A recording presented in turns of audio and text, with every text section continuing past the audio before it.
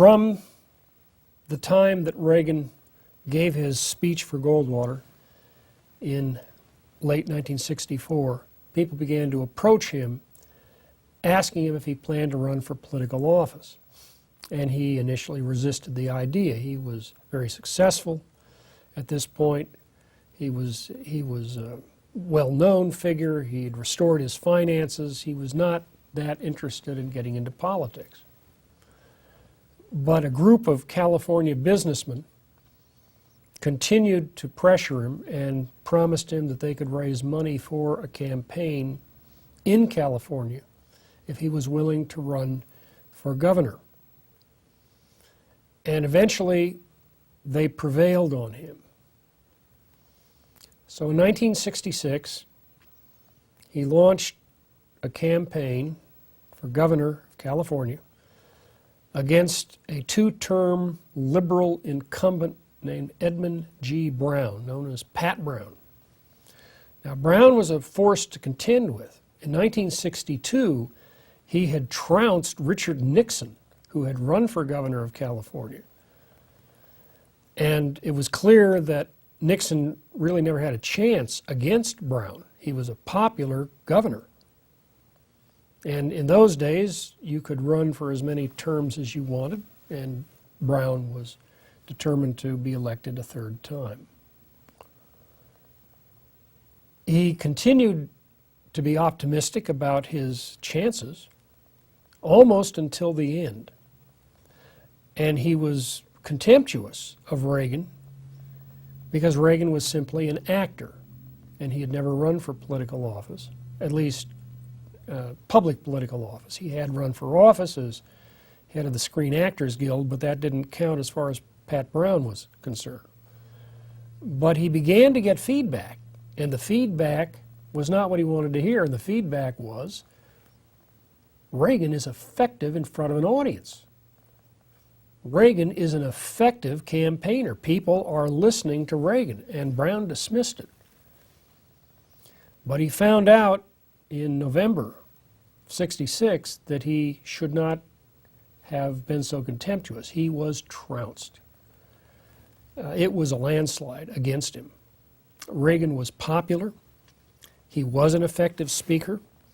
He was talking to people in the language that they wanted to hear. He had an almost uncanny ability to know what the public wanted to hear and then to articulate that position in such a way that they fully understood what he was saying and that they would be convinced that whatever it was he was saying, he would do his best to pursue if he was ever elected. And so they gave him that opportunity in 1966. Now, this was in California, which was perceived by that time as a liberal democratic state, and they had two-term victor Pat Brown to prove it to them.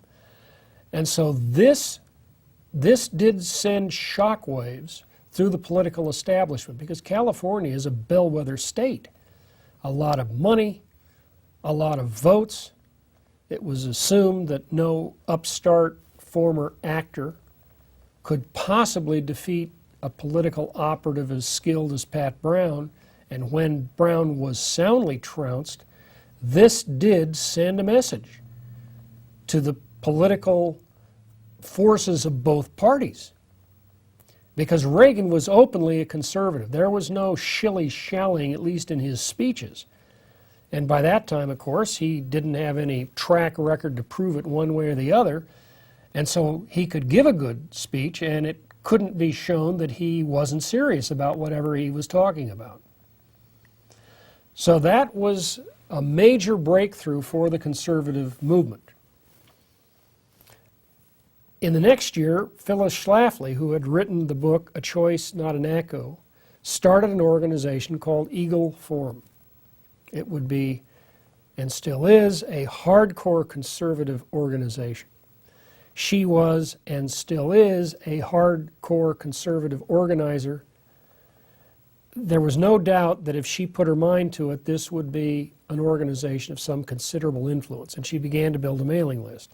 She began to set up a decentralized system of local agencies, all part of Eagle Forum, not just eat, meet, and retreat agencies or groups, but groups that were really committed to getting certain figures out of office, or were really committed to stopping certain kinds of policies in state and local government. And they began to organize. This was not just a chat group. These women were serious about getting organized. And that, again, was an indication of the power of women in the conservative movement. Now, I had known this by that time for 10 years, because in California, the conservative women's organizations were really the lifeblood of the conservative movement on the West Coast. They were the activists, if there were any activists. So you began to see, through the late 70s, the beginning of the mobilization of conservative women and conservative voters. Now, at the same time, you have the rise of the youth movement, the Vietnam protest, and about the time that Schlafly started Eagle Forum, the protests really began to escalate. The campuses were in turmoil, and the oddity of it is that the campus of the 1930s and 40s and 50s had always been considered the place where liberals went, where they could get their ideas across, and there would be no backtalk. There would be no confrontation.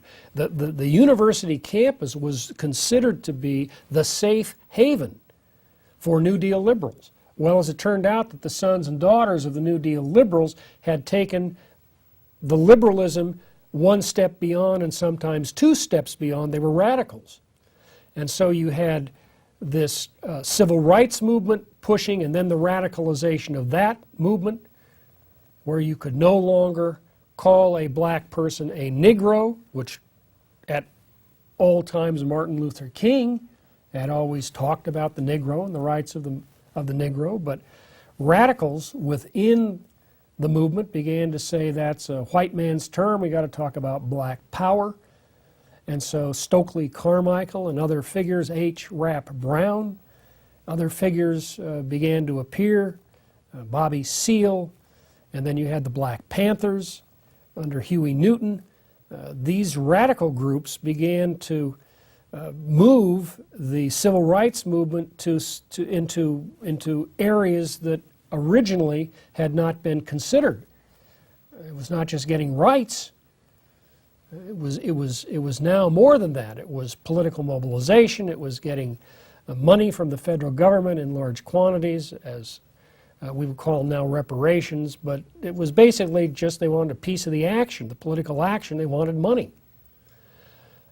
And so you had the radicalization within the left as becoming more and more split. And Johnson was the mark of it. Johnson was the old New Deal liberal, and now he is facing this massive protest of students, especially students, where he's being called a murderer, called a bomber of children, and so forth. He really never did adjust to it. He could never figure it out. These were the sons and daughters of his generation of old New Deal liberals, and they had turned on him with a vengeance. So by 1968, he decides not to run. He gives that speech in which he says at the end of a speech that he would not run for political office again. And then came the '68 Democratic Party convention in Chicago, which turned into bedlam outside, student and other radical protesters confronting the police. There was violence on both sides. It looked as though the country was falling apart in '68. You had the assassination of King. You had then the assassination of Bobby Kennedy. You had a president who couldn't run again. You had cities under fire, literally under fire, burning down. Now that had begun in '65 in Los Angeles, in Watts, but it had spread now. The country really did look as though it was falling apart in '68. There's never been a year in this country that I can remember that had the sense of breakdown as 1968. political, social breakdown. No one knew how to put the pieces together. And in 1969, you began now with a new president, Richard Nixon, coming into office, barely elected, just barely elected in 68. Just a few 100,000 votes got him into office. So he was in with about the same kind of plurality that Kennedy had beat him in 1960. And Nixon came in. There was hope that somehow he would have a plan to end the war, and he didn't. So that continued. So throughout the Nixon period, you moved. You thought, well, maybe this is going to change it, but it was still the same establishment. Nelson Rockefeller and his influence was extremely great. He had hired Nixon. Nixon had gone into that Rockefeller circle of power operators after his defeat in 1962 in California, and he'd spent the next 6 years basically in the circles of power around the Rockefeller wing of the Republican Party. So that by the time he got in, he could have talked a conservative line, but he was not in any way, shape, or form a conservative.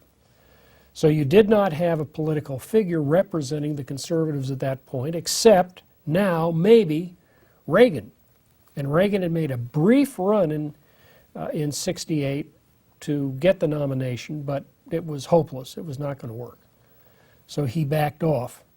And so Reagan became your figurehead of the conservative movement. Nixon was in the process of simply selling out the conservatives, and over the next few years he did sell them out. He abandoned the gold exchange standard in 1971, which began the great period of inflation.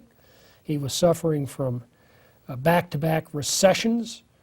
They had these enormous federal deficits, unthinkable federal deficits, back-to-back federal deficits of $25 billion each year. And in 1970 and 71, a deficit of $25 billion was simply unthinkable. Now, of course, we would regard it as an enormous breakthrough for good, now that we're facing $1.5 trillion deficits. But Nixon constantly was compromising in terms of passing or allowing, even under his own authority, the Environment Protection Administration. That was done on Nixon's authority, simply by executive decree. Recognition of Red China, which was an ancient position by that time of the right not to recognize Red China. He did. So bit by bit, you began to see that you couldn't trust anybody in Washington. There was a move to have the Equal Rights Amendment that was going to be passed to make women equal legally with men. And it looked as though it was going to pass. Now, that thing had been around since the 1920s. But all of a sudden, in the early 70s, the push was on to get it through the state legislatures, and it looked as though it was going to pass. And at that point, Phyllis Schlafly mobilized the troops. She began the Stop ERA program. And it took years. It took literally years. It took at least 7 years to do it, but finally she defeated it. Almost single-handedly, you would say that that amendment was stopped because Phyllis Schlafly and the troops stopped it. And it was if you're going to talk of a political victory of that era from the conservative point of view, that was a major victory to get that from getting into the Constitution. Then, in January of '73, came Roe v. Wade, the legalization of abortion approved by the U.S. Supreme Court.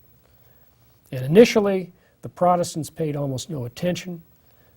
The Catholics did. There were Catholic activists, of which Schlafly was the most prominent, who said we're going to fight this thing, and did. So the anti-abortion movement began. Now, Rushdoony had predicted that was going to happen in an article that he had written in 1970 that became a pamphlet. He said that's the next step. They're going to legalize abortion. He was right. And so but he was alone in 1970, and even in 1973 it was not taken seriously. I can remember talking with Tim LaHaye years later, where he said to me. It was at an anti-abortion rally, and he said, it took us years to figure it out. It said, we were not in the forefront of the anti-abortion movement. It was obviously a Catholic issue. And so you began to see now a laying down of a battle between the two sides, a life and death, literal life and death issue. Now that did cut across political spectrum. It was not just conservatives who opposed abortion, but it was an issue that was made more for the conservatives than for liberals, although there were, of course, anti-abortion liberals. They weren't as articulate, or at least they didn't get the audience that was to be made available to the conservatives and the conservative fundamentalists over the next, well, even up to the present, but certainly up through the 1990s. Now in 1973 and 74, we began to see, for the first time, almost overnight, a series of what we like to call think tanks. And you got to have somebody doing the think tank work. You've got to have somebody who can go out there, get the position paper, get the footnotes, get the arguments that you can fight legislation. And you had, in 1973, two organizations beginning. One of them was the Trilateral Commission, which was backed by David Rockefeller.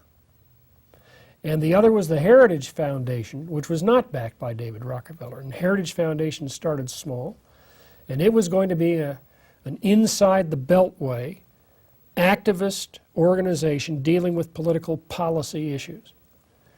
The next year, in '74, one of the co-founders of the Heritage Foundation, Paul Weyrich, started the Committee for the Survival of a Free Congress. And he also started the Free Congress Foundation. One was activist, one was technically a nonprofit and educational. He was convinced that there had to be some kind of political mobilization, and it had to be well defined, it had to be organized, it had to be trained, it had to be taught. And so Weyrich, who was a good speaker and a very clear-thinking man who understood the issues of the time very well, Weyrich began his organization. '74, you had Howard Phillips starting the Conservative Caucus.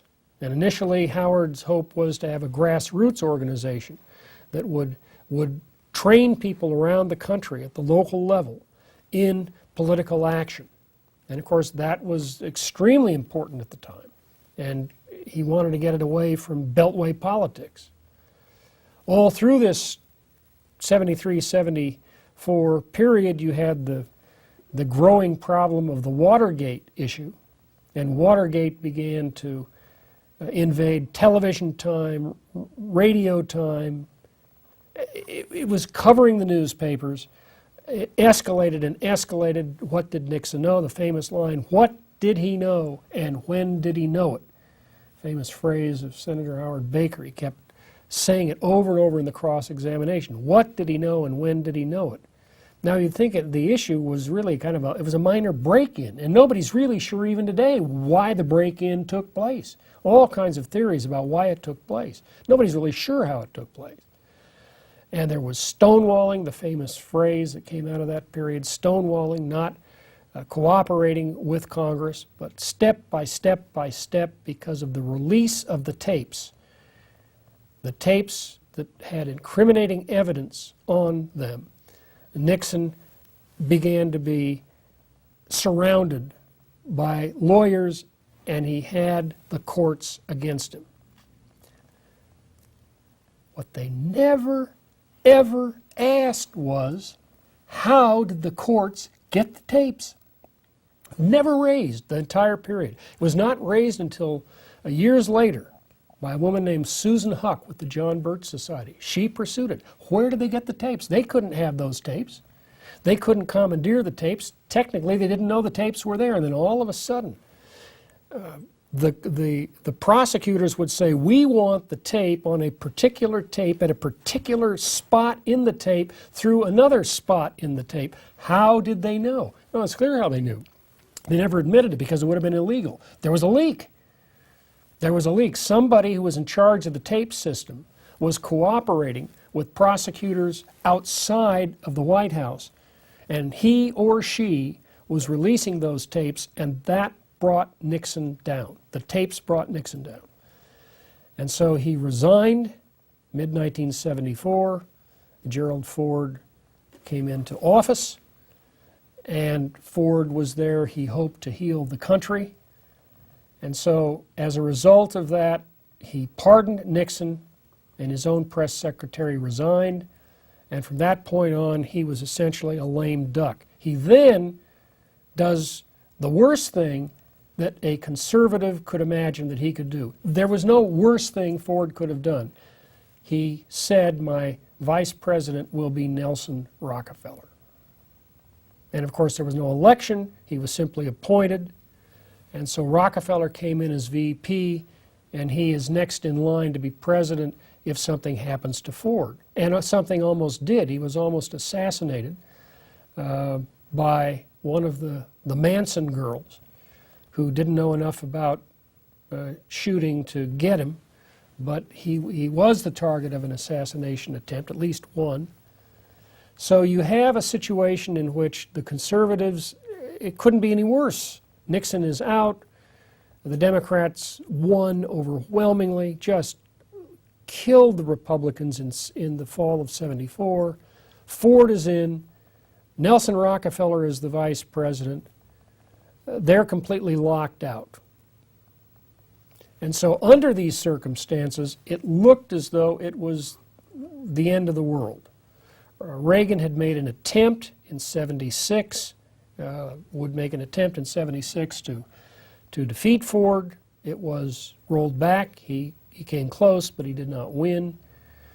Ford then goes up against Jimmy Carter, who was a hand-picked candidate of David Rockefeller, who had been invited in to the Rockefeller circles, to the Trilateral Commission very early. There was a sense that an outsider was needed, a guy who was outside, seemed to be outside the Beltway. Carter was an effective candidate.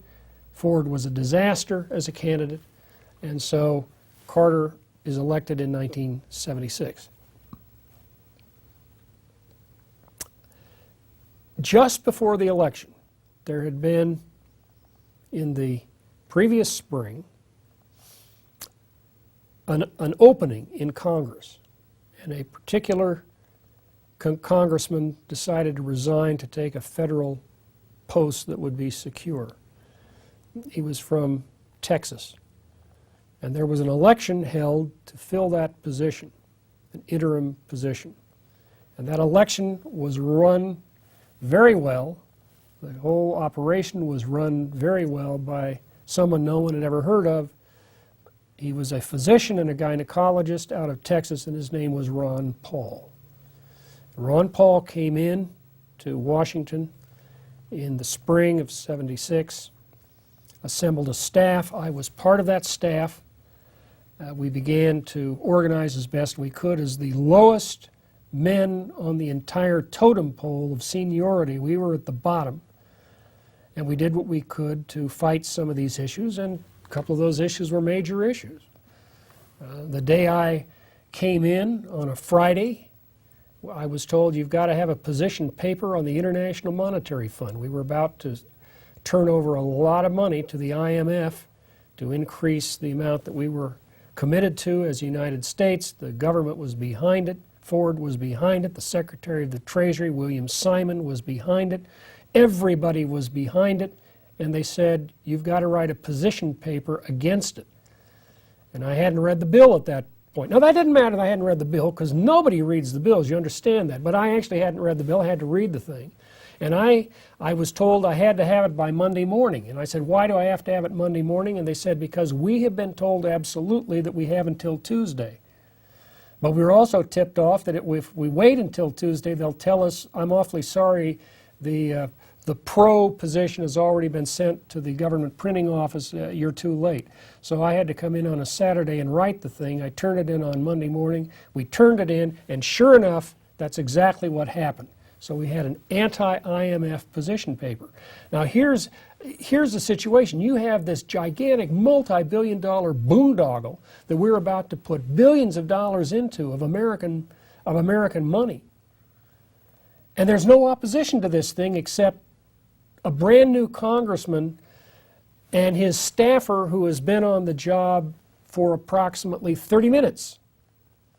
And we got a lot of publicity for that opposition. And we got so much publicity that the Senate actually called Ron Paul over to testify to the Senate. Now, I had never heard of that happening, because the Senate doesn't have anything to do with Congress.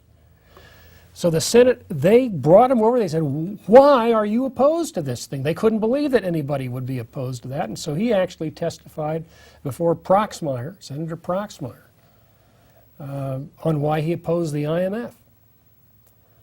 So here we have a situation where there just is not any libertarian voice, any anti-big government voice of any real stature left in Congress. There are conservative people. They'll take conservative stands on some issues, but on an issue like the IMF, there was no opposition from any of the old-timers.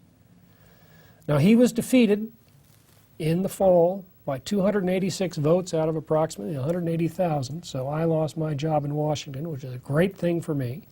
Carter was elected,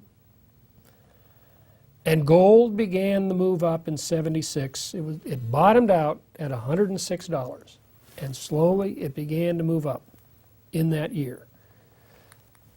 And inflation began to build, constantly building, and building for the next 4 years until by 1980 you had price inflation of well into the double digits. And that had not happened in peacetime in America.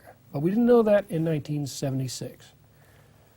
In 1977, a pair of multi-millionaire brothers, the Koch brothers, started the Cato Institute in Washington, which would be a libertarian think tank. And so it looked as though there would at least be some opposition. Cato would be high-level thought. In that same year, 77, American Vision began, a very small operation at the time, to extend some of the ideas that the Chalcedon Foundation had been promoting, get it to a wider audience if possible, on simpler topics. In that year, another crucial issue was taken care of, communications. In that issue, in that year, CBN, Christian Broadcasting Network, under Pat Robertson, launched the first satellite cable network. And that was to change everything, because now there would be a way to get conservative Christian views to the public, but if conservative Christian views would sell, then other conservatives could do it as well. There was a way to do an end run around the networks. And cable television now began to show that there was no permanent monopoly with the three major networks on television, that news could get out. Howard Phillips that year went down to Lynchburg, Virginia in 1977 to meet with Jerry Falwell. And the issue was, could there be an organization created organizing grassroots conservative Christians politically? And Falwell, who had been opposed to political action as recently as 1965, openly opposed to any kind of political involvement by pastors or Christians, switched his position, and he started the Moral Majority. It came out of that meeting with Phillips. And so we began to see now, hesitantly, a Christian conservative movement. Christians had been, to some extent, behind Carter, because Carter had been a Baptist. He had been at least verbally committed to a kind of Christian outlook, but he was so rapidly taken over by what we would call the Council on Foreign Relations Team A, having defeated Nixon's council, or Ford's Council on Foreign Relations Team B, and the old Punch and Judy show was back in operation, and the Christians were upset about it. They felt they'd been sold out. It was just the same old crew in Washington under Carter, which it was. So they began to mobilize slowly. In '78, you began to see then the change. Falwell openly comes out with Moral Majority. He's got the thing ready to go. He hits the ground running. The same year, '79, USSR invades Afghanistan. Major change. Concerned Women of America is founded by Beverly LaHaye to be a kind of a Protestant version of Eagle Forum. And John Paul I dies after 30 days of office. And that left 1980 as a major year of turning point. I'll get into that in the next presentation.